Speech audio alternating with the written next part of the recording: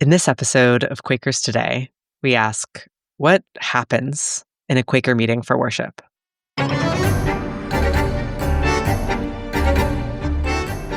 Rhiannon Grant tells us about her new book, Speaking in Quaker Meeting for Worship: What, When, How, and Why. Sweet Miche and I, along with Paula Christofferson, share our very first experiences in a Quaker meeting for worship. Peterson will reveal a new worship format he's been experimenting with in his home meeting. It's called Meeting for Worship with Attention to Worship. And we hear your answers to the question, who is someone you've encountered in fiction that embodies Quakerism, even if they aren't a Quaker or even human? I'm Peterson Toscano. And I am Sweet Miche. This is Season 5, Episode 3 of the Quakers Today podcast, a project of Friends Publishing Corporation. This season of Quakers Today is sponsored by the American Friends Service Committee and Friends Fiduciary. Peterson, when you attend Quaker Meeting for Worship, what is happening inside your head? Well, some days my thoughts are like, an experimental jazz performed by howler monkeys. But I usually settle in or fall asleep. Sometimes maybe you do both. Yeah.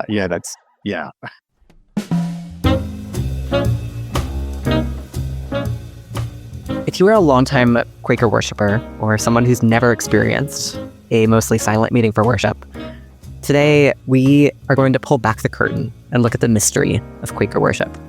We will do this in unconventional ways, including short stories about Quaker worship and personal experiences. I've attended Quaker Meeting for Worship since 2001. And I began in 2019. Sweet Miche, what do you remember about your very first time in a Quaker Meeting for Worship? I was at Pendle Hill. I had just started my Quaker Voluntary Service fellowship. When I really sank down into worship, I actually had not quite a vision, but I had a really visceral feeling that a friend who had passed away while I was in college was with me in the room. Before she passed away, she was just so excited about becoming a rabbi and was one of the only, religious people I had in my life at that time. And I just felt her in that space, and she told me that the Quakers were where I was supposed to be. What was your first meeting for worship, Peterson? Oh, I remember the exact date, September 16th, 2001, which was less than a week after the 9/11 attacks. Wow. I had just moved back north from Memphis, Tennessee to Hartford, Connecticut, started a new job, didn't know anybody at that job. The second week in school, there were these attacks. And I needed to be with other people of faith, but I was so terrorized by churches because of my own bad experiences in the past. Fortunately, there was a woman, Diane Weinholtz, who was the head of the middle school. She was out and proud as a Quaker. And so I was like, oh, she's a Quaker. Let me find out where the Quakers are. I went to the Quaker Meeting House in Hartford. I walk in, I was a little late, but then nothing started. And I was just like, ooh, somebody forgot to start. I don't know. I didn't know what to expect. I didn't know it was quiet. I did never been. And then I realized, oh no, that's what it is. They just sit quietly. Okay. And nobody spoke. There were no messages. It was a pure hour of silence. I almost think we were like stunned into silence. It was a very disturbing time in history. And I found it so amazing to be in that silence, enveloped in that silence. Just be still. It just felt so right and so good.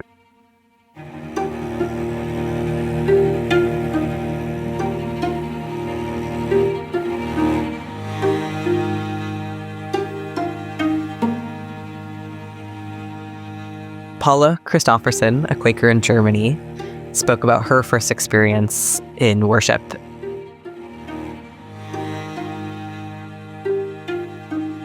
At my first ever Quaker meeting for worship, I was late, not knowing what a Quaker meeting house looks like. Does it look like a house people live in? Does it look like a church? And so by the time I'd found it, it was 10 past the hour. I peeked through the glass window in the front door, and a friend opened the door for me and said he wanted to come in. I followed his invitation and went into the meeting room, and I found it surprisingly easy to settle into the silence. Usually meditation is very hard for me. I have a very active ADHD brain, who wants to get up to all kinds of things, and just being present on my own is hard. But being in that silence, I felt so comfortable, so calm, so held. And a friend stood up, gave ministry. Silence again. Second friend gave ministry. Silence again. And then words came. And I told myself, oh, this is your ego speaking. You're a guest. You're not here to minister. My heart started beating so fast. And I remember I kind of found myself on my feet. I don't really remember standing up. But I'd also read that you should trust that words will be given to you. And I did. And they were. And I sat back down, and immediately my heart was beating calm again.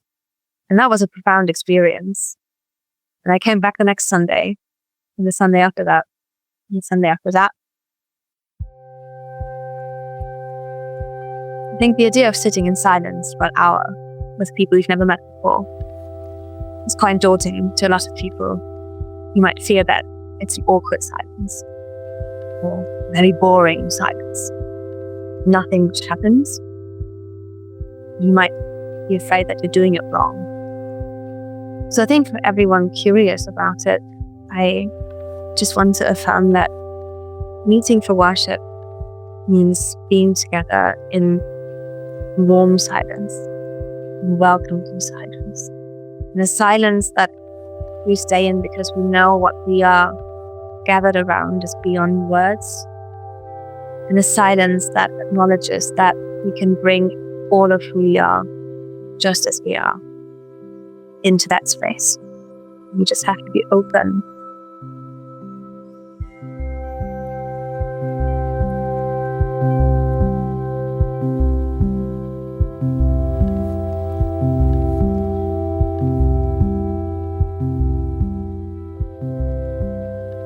That was Paula Christofferson from the Quaker Speak video, My First Meeting for Worship.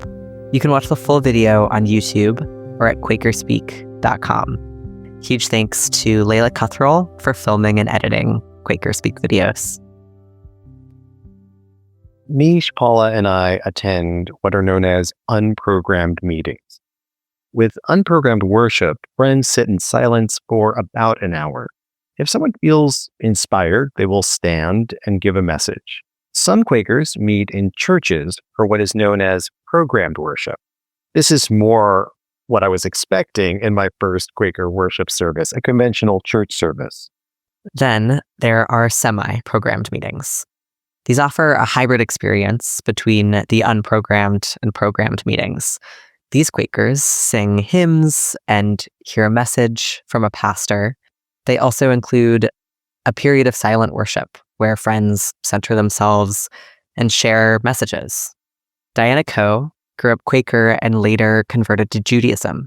In a recent Substack essay, she describes attending a Quaker memorial service and rediscovering the physical memory of worship. Diana wrote, quote, "In those first few moments, sitting in the bare sanctuary filled with old friends and strangers alike, I remembered. My body, my mind, my heart remembered how to find the inner light, that of God. I centered immediately. My heart rate slowed, my breath quieted, my mind emptied. I found myself smiling, even through the tears, as one after another of us rose in the silence to offer a happy memory of a beloved woman."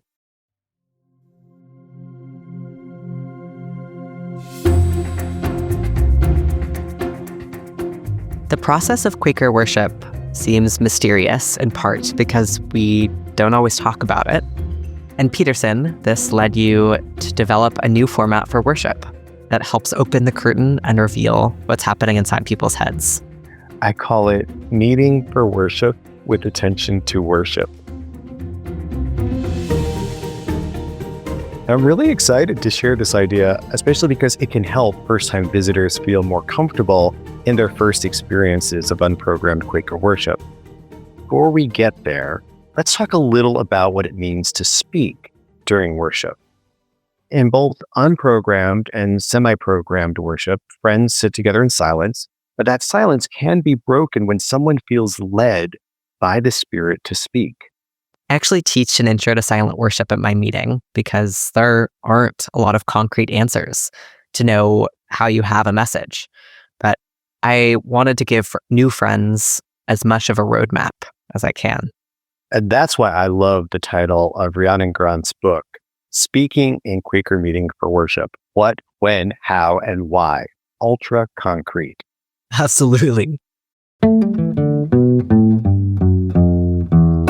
We got to talk to Rhiannon about her book. What's the purpose of having ministry in Meeting for Worship? As with Meeting for Worship more generally, there might be many purposes for the many people who give ministry. Wanting to share, wanting to teach, wanting to connect, feeling that one must speak, feeling that it's right. And there could also be no purpose or no purpose known to us. We give ministry when we're led to do so, and it need have no purpose for us beyond following a leading. That said, I think we can discern some of the purposes which ministry can serve in worship. It can complement and enrich the silence. By giving us some shared words, it can focus our attention. We can be surprised and challenged by what comes up in the unprogrammed worship. And when a message is articulated in spoken ministry, this effect is heightened. It can be difficult to listen to, and that can be a benefit. Ministry can remind us that unprogrammed worship is not merely a time of rest or of peace and quiet or of individual meditation, but a shared activity in which we are holding open a space for the Spirit to move. The purpose of ministry, then, might be understood as deepening the silence of Meeting for Worship. Speech which deepens silence might seem counterintuitive, because in ordinary contexts, we think of speech and other sounds as breaking silence. In order to understand this, we have to both have a good grasp of the role of silence in Meeting for Worship and how ministry differs from other kinds of speech.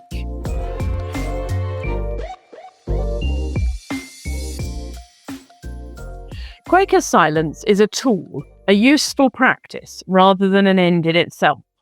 That means that speech within that practice is part of, rather than breaking or lessening, the experience.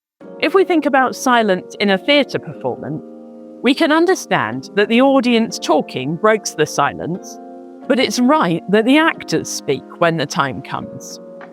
In a Meeting for Worship, there is no audience. Anyone present may be given something to say.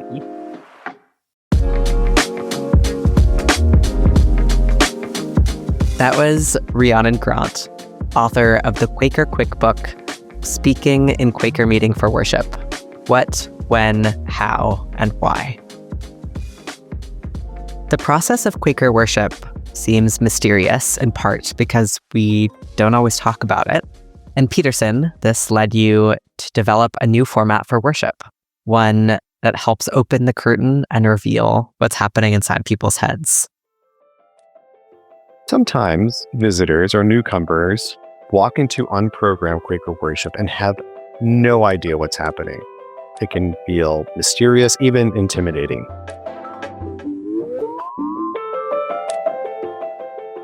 So I've been working on a way to make that experience more welcoming, especially for first-timers, young people, and those who are just learning the rhythm of Quaker worship.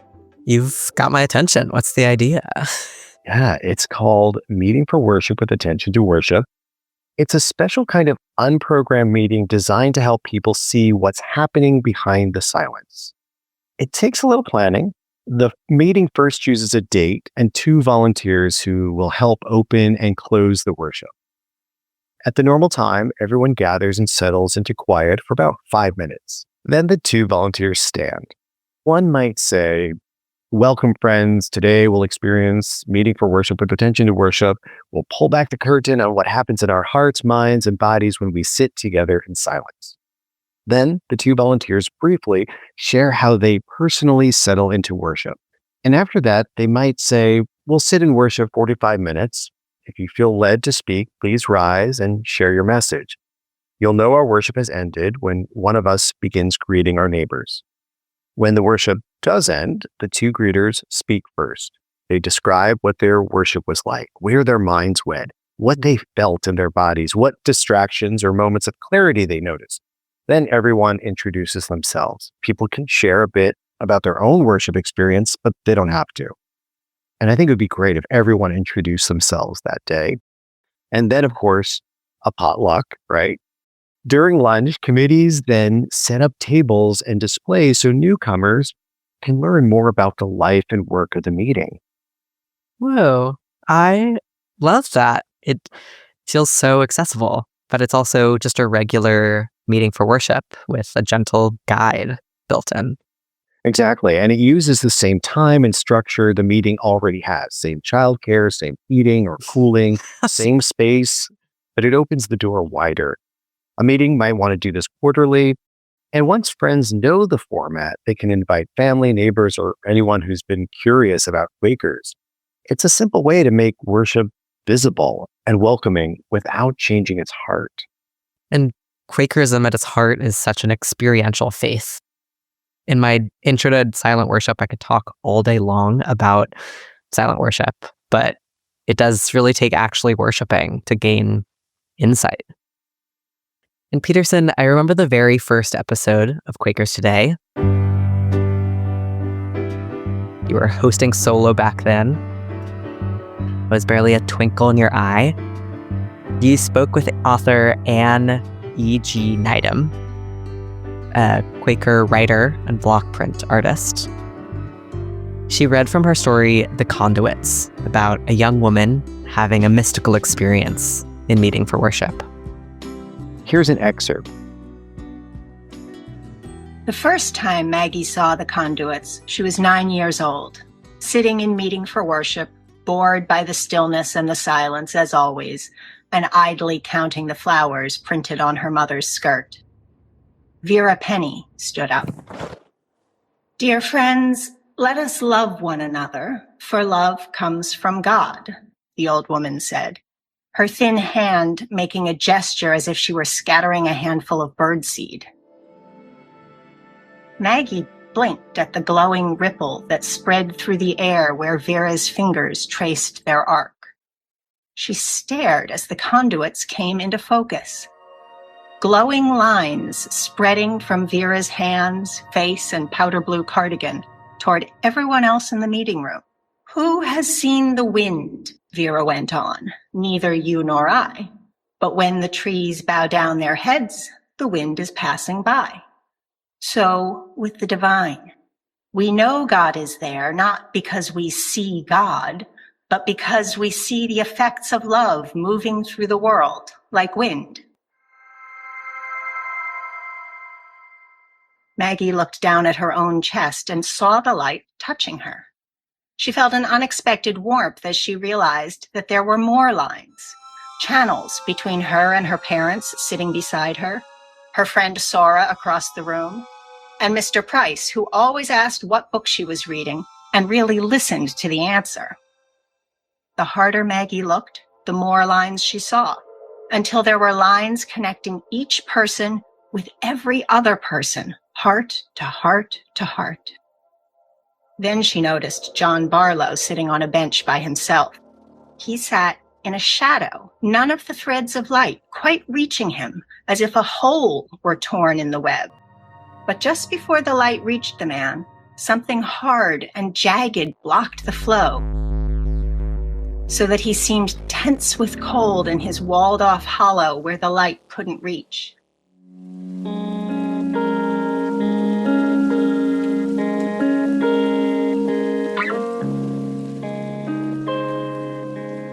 I love how Anne uses the conduits of light to reveal what's usually invisible in our worship.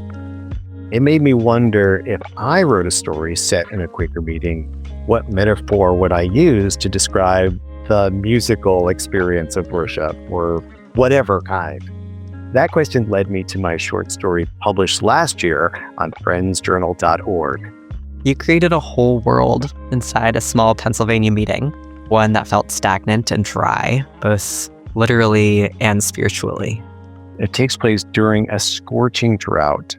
Without warning, a wet patch appears on one wall of the meeting house and keeps growing. Now, this is weird because the building has no plumbing. It's on a hill and hasn't rained in weeks. It's just no explanation. It's just weird. And you bring in newcomers who shake up the meeting. And then there's poor Terry, the 27-year-old on Building and Grounds, who suddenly has his hands full. It's a blending of the ordinary and the impossible that reveals something true about the soul. The November 2025 issue of Friends Journal features more Quaker-themed fiction and poetry. No surprise, several take place in a meeting house during worship. Lillian Edmonds' story, My Ghosts, follows a woman nearing her 80th birthday, remembering her childhood in meeting. Jonathan Doring also gives us vivid history in a story, A Fine Showing for the Court of Owls. It features radical Quaker abolitionists Betjeman and Sarah Lay. Both had witnessed the horrors of slavery in Barbados before settling in Pennsylvania.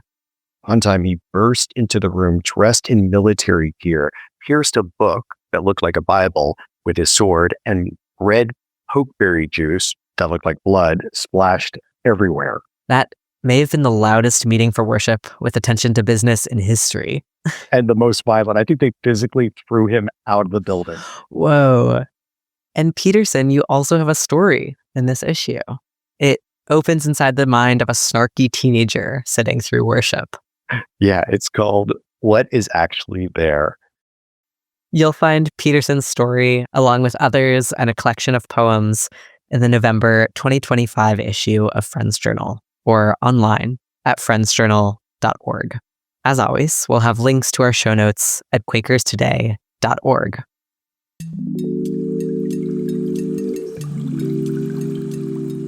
Thank you for joining us for this episode of Quakers Today. Music on today's show comes from Epidemic Sound. Season 5 of Quakers Today is sponsored by Friends Fiduciary. Friends Fiduciary unites Quaker values with expert investing. They serve more than 460 organizations with ethical portfolios, shareholder advocacy, and a deep commitment to justice and sustainability. They're a Quaker nonprofit offering cost-effective professional investment services to Friends meetings, churches, schools, and organizations. With 5 value-aligned portfolios managed by SEC-registered firms, every holding is screened for Quaker values. In 2024 alone, they distributed $16 million to their constituents. Learn more at friendsfiduciary.org. Season 5 is also sponsored by the American Friends Service Committee. AFSC works at the forefront of social change to meet urgent needs, challenge injustice, and build peace. For over a decade, AFSC has supported divestment campaigns worldwide. Today, its Action Center for Corporate Accountability works to expose and reduce corporate involvement in mass incarceration, immigrant detention, border militarization, and the Israeli occupation. Visit investigate.afsc.org for resources to help you divest from corporate-sponsored state violence. Learn more about other initiatives and actions at afsc.org. Visit quakerstoday.org to see our show notes and a full transcript of this episode. And if you stick around after the closing, you'll hear listeners' responses to the question, who is someone you've encountered in fiction that embodies Quakerness, even if they aren't Quaker? Thank you, friend. May you experience peace and clarity in the silence.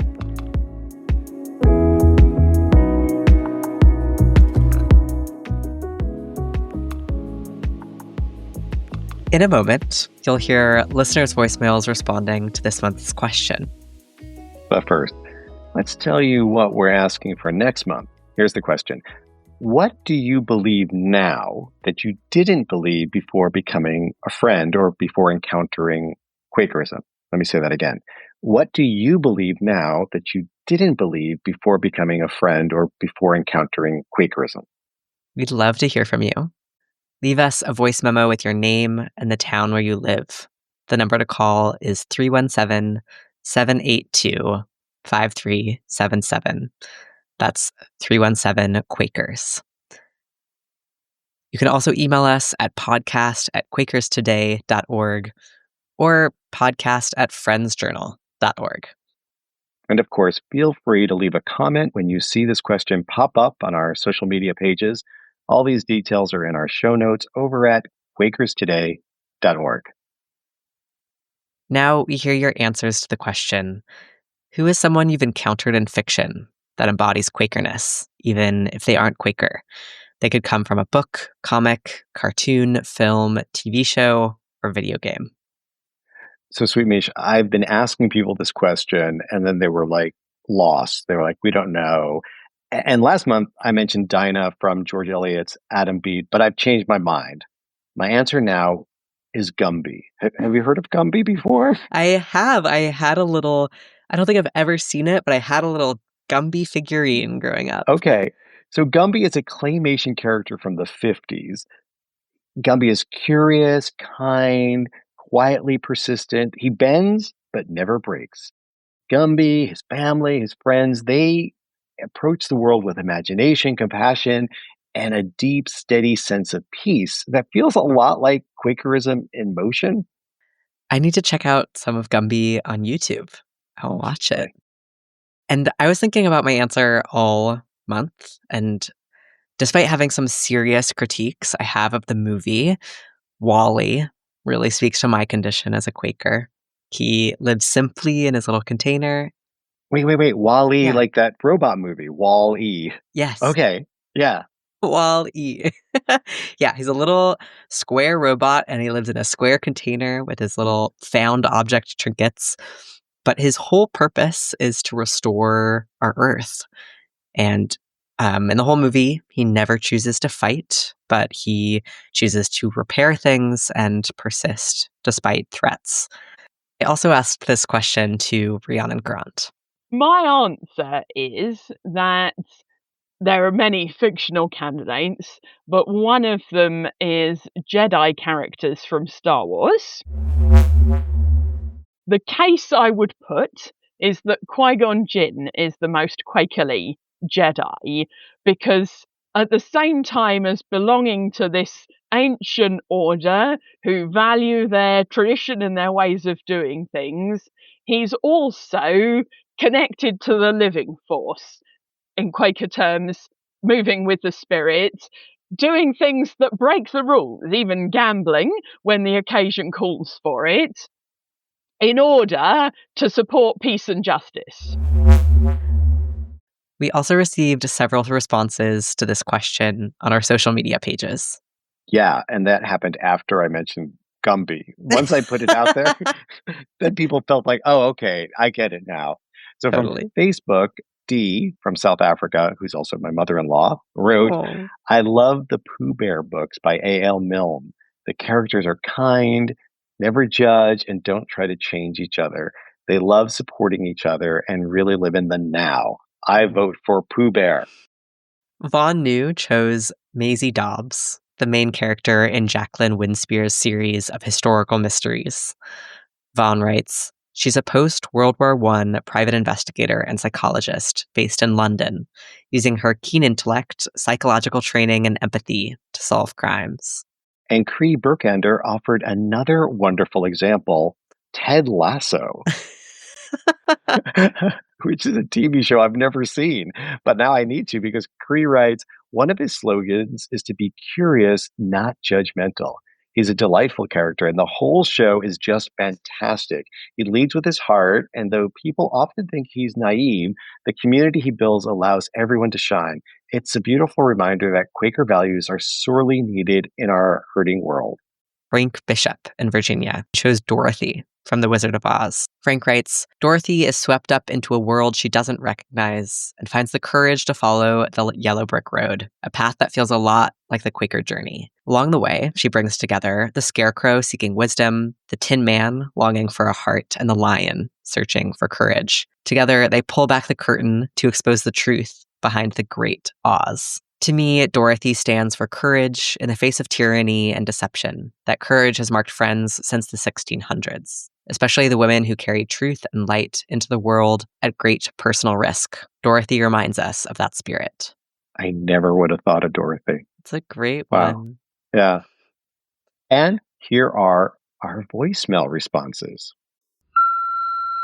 Hi, this is Andy Fedodin in New York City. I'm responding to the query of what fictional character represents Quakerness. I myself, I will admit I'm not a Quaker, but I love a Quaker very, very much. The novel The Remains of the Day by Kazuo Ishiguro has a main character. He's a butler at the end of the Second World War, and he's just trying to be the best butler he can in a world that is sort of moving away from his practices. What I love about the butler so much is that he is this very traditional person, and his life is built around a real sense of like goodness and badness, of morality, of the way that the world functions. But it's also cut through with this deep compassion and empathy that shakes out of his being, just infuses the story, and it just reminds me of what I've experienced in Quaker spaces, which is both a deep reverence for tradition and for the past and for the things that have come together to build this current moment, but also a feeling that above all what matters is compassion and empathy and kindness. Thank you to everyone who shared your reflections. We love hearing the voices and the imaginations of friends around the world. And remember, you can always join the conversation. Leave us a voicemail, send an email, or comment on social media. You'll find all the details in our show notes at quakerstoday.org. Or you can make me extra happy by leaving a voicemail. I know it's scary. You can do it.